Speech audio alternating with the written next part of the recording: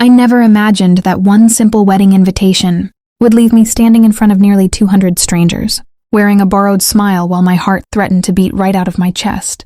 My name is Camilla, I'm 33 years old, and until that Saturday morning, Lucas was nothing more than the kind, dependable coworker who always remembered how I liked my coffee and quietly left a chocolate pot de mel on my desk whenever he noticed I'd skipped lunch. We had worked together for almost a year in a marketing agency in São Paulo. We laughed during meetings, shared lunch breaks, and occasionally stayed late, finishing projects while the rest of the office hurried home. Everyone teased us, saying we looked like a couple. We always laughed it off. At least, I thought we did. 3 days before the wedding, Lucas stopped by my desk looking unusually nervous. He rubbed the back of his neck before speaking. "My sister is getting married this weekend in Campinas," he said. "Would you come with me? My family keeps asking why I never bring anyone." It sounded harmless. Just a wedding, just two co-workers spending a Saturday together. I smiled and agreed without thinking twice. The drive to Campinas felt surprisingly easy. We talked about work, childhood memories, our favorite beaches along the Brazilian coast, and argued playfully about whether brigadeiro tasted better homemade or from a bakery. For the first time, silence between us didn't feel awkward. It felt comfortable. When we finally arrived at the beautiful countryside venue, decorated with white flowers and warm golden lights, his entire family greeted me with unexpected warmth. His mother hugged me as if she'd known me for years. His grandmother kissed my cheek twice. Even his little nieces ran toward me shouting my name. Something felt strange. How did they all already know who I was? Before I could ask, Lucas gently touched my hand. His fingers were trembling. He looked at me with a mixture of fear and hope I'd never seen before. "Just trust me," he whispered. I barely had time to process those words. Before his father raised a glass to welcome the guests, Lucas placed his arm around my waist. Then with a proud smile, he looked at his relatives and said words that made every sound in the room disappear. "Everyone, I'd like you to finally meet my fiancé." My smile froze, because no one, especially me, had any idea I was supposed to be his fiancé. Lucas's words echoed through the reception hall long after the applause began. My fiancé. For a heartbeat, I couldn't breathe. Around us, smiling relatives rushed forward with congratulations. His mother wrapped me in another warm hug. His grandmother wiped away happy tears, and his cousins started asking how he had proposed. I looked at Lucas, silently begging for an explanation. He gave me the smallest shake of his head, a quiet plea that said, "Please, not now." Somehow I forced myself to smile. For the next hour, I played the role everyone already believed. We posed for family photos beneath strings of glowing lights, laughed through conversations, and accepted endless congratulations. Every time someone admired my engagement ring, Lucas smoothly joked that we were still shopping for the perfect one. He had an answer for everything, almost as if he had imagined this moment 100 times before. Then I noticed something strange. Every story he told about us was true. We really had worked together for almost a year. We really had coffee together every morning.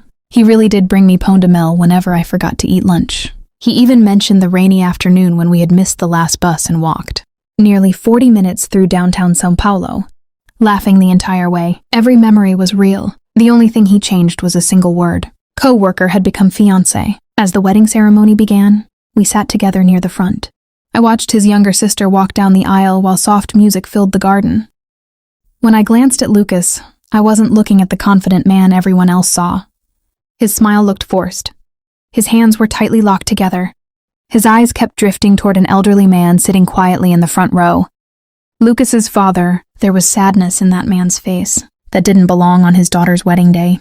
After dinner, the music grew louder, and most of the guests crowded onto the dance floor. Lucas gently touched my arm. "Can we go outside for a minute?" We walked onto a quiet stone terrace overlooking the gardens. The sounds of laughter faded behind us.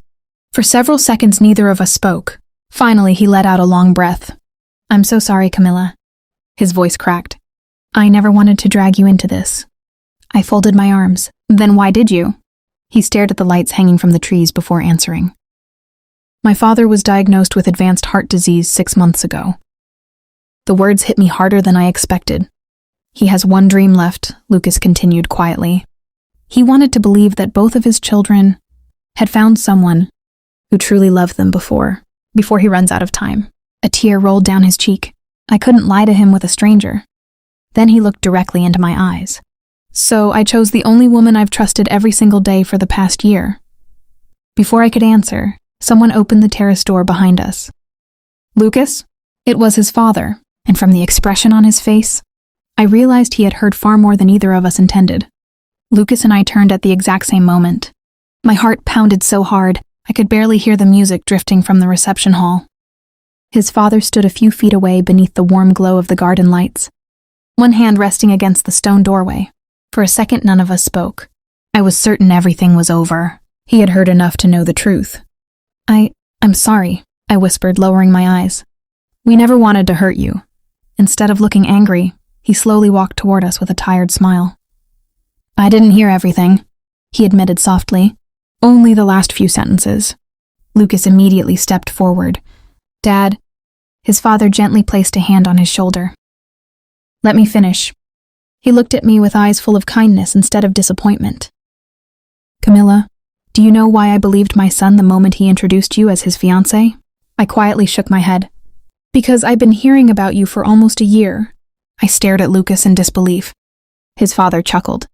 Every Sunday lunch he had a new story. Camilla stayed late to help me finish a project.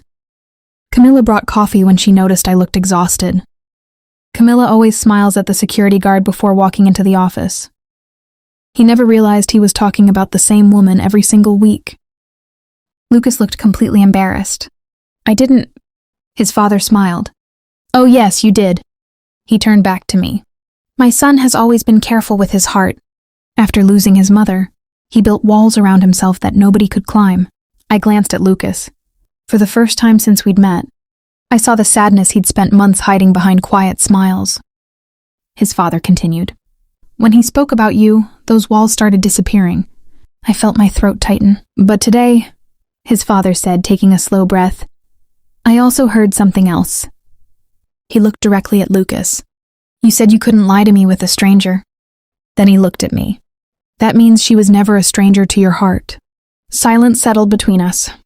Lucas finally spoke, his voice barely above a whisper. I didn't plan to fall in love with her. My breath caught. I tried convincing myself she was just a coworker.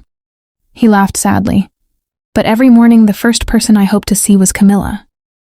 Every promotion I celebrated meant more if she smiled. Every difficult day became easier because she was there. I invited her here thinking I was protecting you. He looked into my eyes, but somewhere along the way, I realized I was protecting my own heart. Tears blurred my vision. I had spent months convincing myself that the butterflies I felt around Lucas were nothing more than friendship. Now I wasn't so sure. Before I could find the right words, the wedding planner hurried onto the terrace. Lucas, Camilla! She smiled brightly. The bride and groom want all the couples on the dance floor for the first family dance. Lucas looked at me uncertainly. I understand if you want to leave. I looked at the hand he nervously offered me.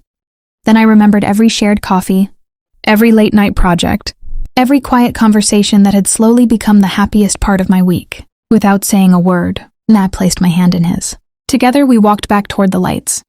Neither of us knew that one person inside, the reception hall, was about to change everything before the night was over.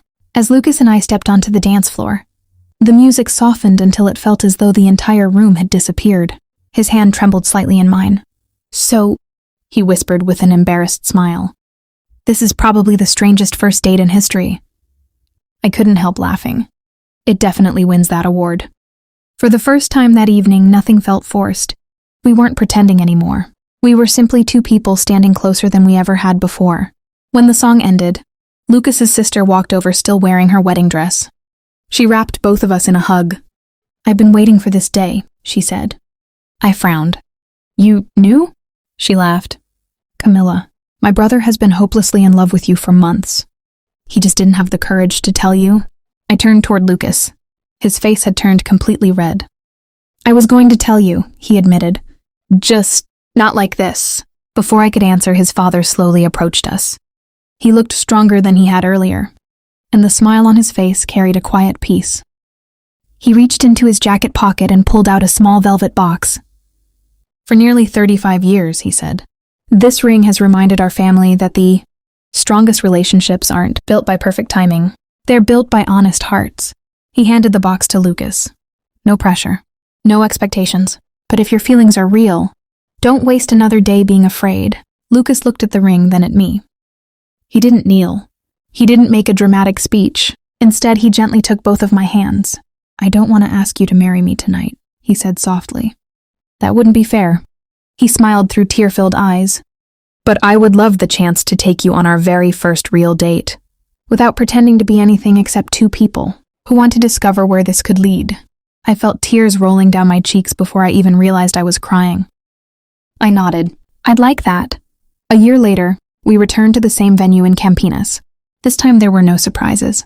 No lies, no pretending.